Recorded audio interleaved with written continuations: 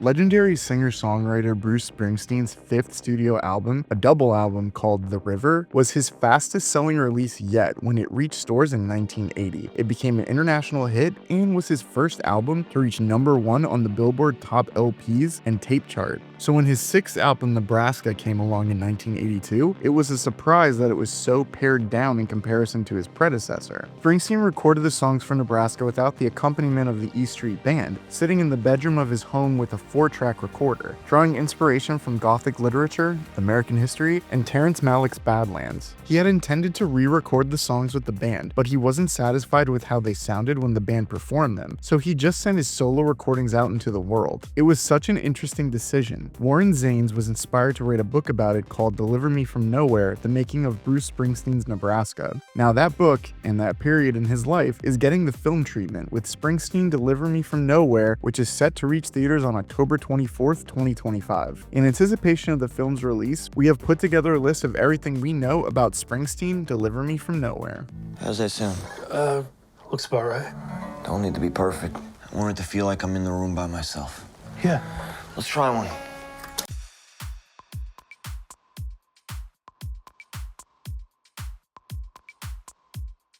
Deliver Me From Nowhere, The Making of Bruce Springsteen's Nebraska Journey to the Screen, began with producer Eric Robinson, who read the book and felt it had the makings of a great movie. As per the book's publisher, quote, Nebraska expressed a turmoil that was reflective of the mood of the country, but it was also a symptom of trouble in the artist's life, the beginnings of a mental breakdown that Springsteen would only talk about openly decades after the album's release, end quote. Robinson and fellow producer Ellen Goldsmith Vane brought the project to writer-director Scott Cooper, whose previous credits include The Pale Blue Eye, Antlers, Hostiles, Black Mass, Out of the Furnace, and Crazy Heart, an Oscar-nominated and, for star Jeff Bridges, Oscar-winning film about a country musician. Cooper also saw the story's film potential and joined forces with Robinson, Goldsmith Vane, and producer Scott Stuber, the former chief of film at Netflix, to get the project rolling. Zanes serves as an executive producer on the film alongside Tracy Landon, who worked with Cooper on The Pale Blue Eye. At one point, A24 looked likely to be the distributor, but a heated bidding war broke out, and it was the Disney-backed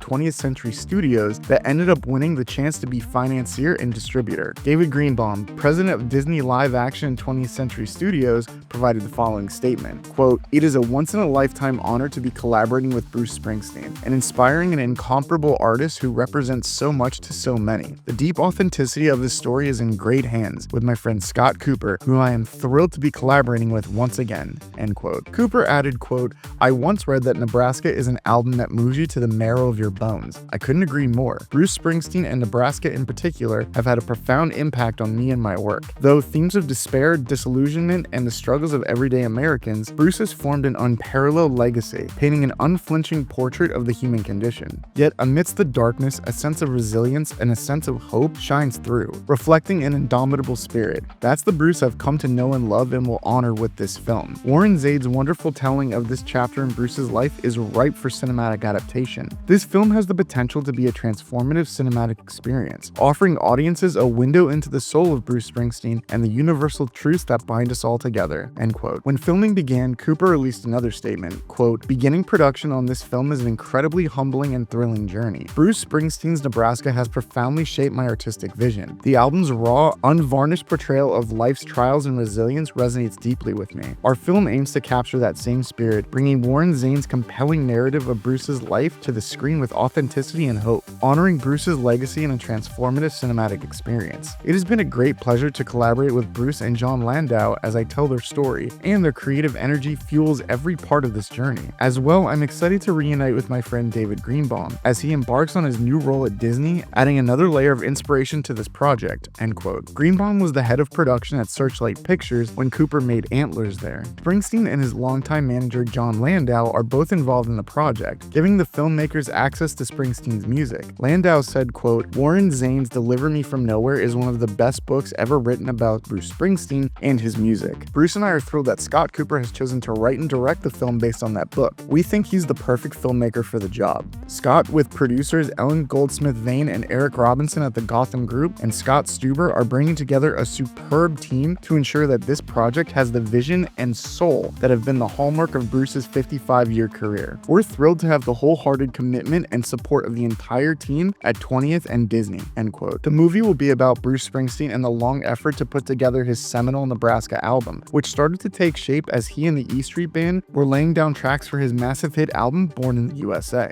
Trying to find some real in all the noise. You always do.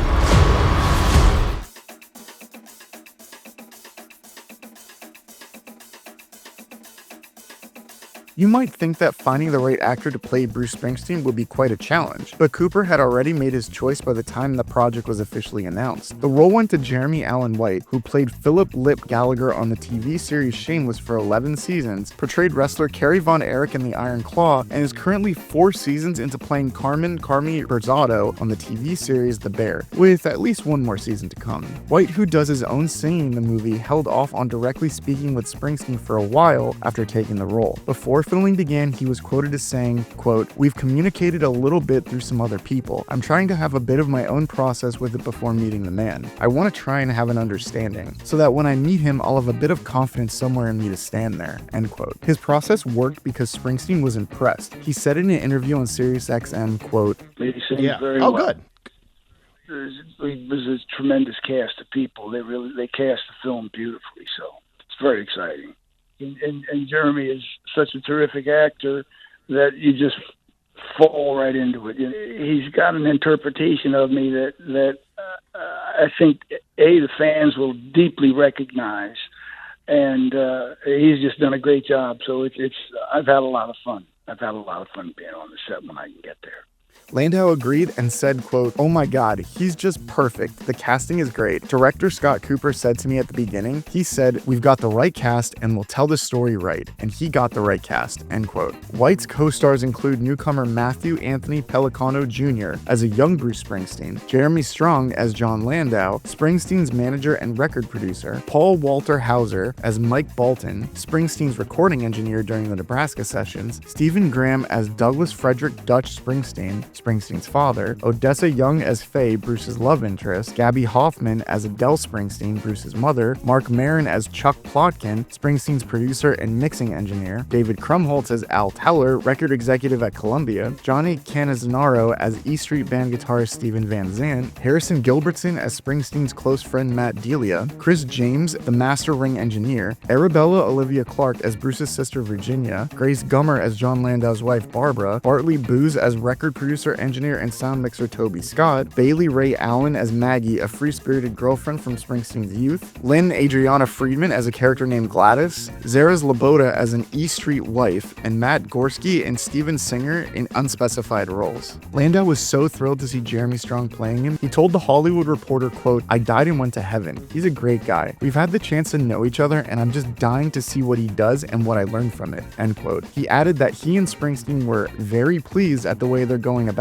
it. It's going to be beautiful. Filming began on October 28th, 2024 and lasted through January 11th, 2025. Production primarily took place in New York and New Jersey, but there was some additional photography in Los Angeles. Springsteen visited the set multiple times, dropping by to watch the cast and crew film in Rockaway, New Jersey on November 1st, Bayonne, New Jersey on November 4th, Ashbury Park on December 10th and 11th, the Meadowlands on January 8th and 9th, and in Freehold Borough on January 10th. In an interview with Rolling Stone, Springsteen admitted there were some awkward moments when he was on set. Quote, "I mean, there's some unusualness to it because the movie involves, in some ways, some of the most painful days of my life. But it was a great project, and Jeremy Strong were both fantastic. Terrific in it, as were all the other actors. Stephen Graham plays my dad, and he's out of this world, but everybody that was engaged in the film, they were all tremendous," end quote. As for his frequent visits to the set of Deliver Me From Nowhere, Springsteen said he was welcomed more than maybe he should have been. Quote, "I'm sure it's much worse for the actor than for me. Jeremy Allen White was very, very tolerant of me for the days that I would appear on the set. I said to him, look, anytime I'm in the way, just give me the look and I'm on my way home.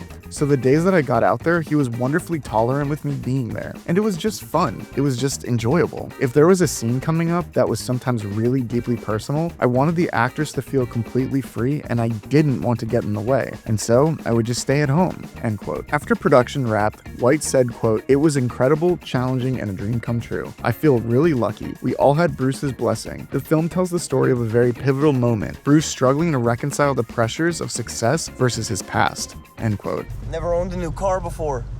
It's awfully fitting for a handsome devil rock star. I do know who you are. Well, that makes one of us.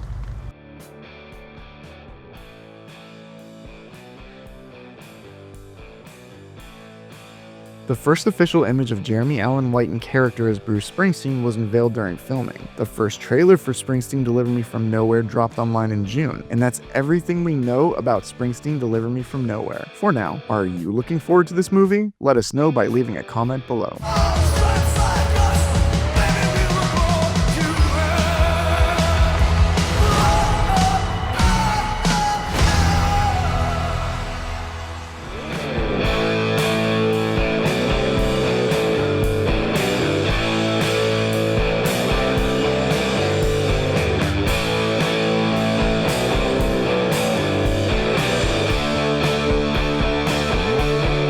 Thank you for clicking on our video, everybody. If you like what you saw here, please make sure you like the video and subscribe and share with your friends who like this sort of content. JoBlo was created by movie fans for movie fans, and we appreciate your support.